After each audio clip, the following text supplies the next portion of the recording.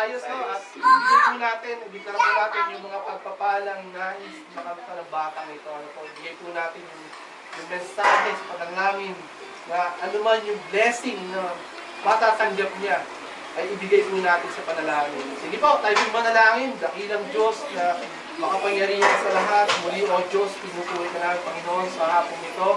Sa ito pong aming pagtitipong ito, Panginoon, itong arawan ni sa ayos, Panginoon, Lord God, nagpapasalamat po ang Panginoon sa buhay niya, Panginoon, Lord God, na tunay nga, Lord, na ikaw nga po ang siyang nangunguna sa kanyang buhay, Panginoon, Lord God.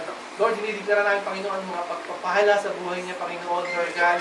Pakituloy po siyang ingatan, O Diyos, sa anumang sakit, karamdaman, Panginoon, Lord God. Marating niya, Panginoon, ang nais niyang marating, Panginoon, Lord God, sa kanyang buhay, O God. Lalaki po siya, Panginoon, Lord, na may takot sa iyo, Panginoon, O Diyos, at siya po'y patuloy na igagay ng kanyang magulang, ng kanyang mga lolo't lola, kanyang mga tiyahin, Panginoon. Lord God, papayuhan po siya ng kanyang mga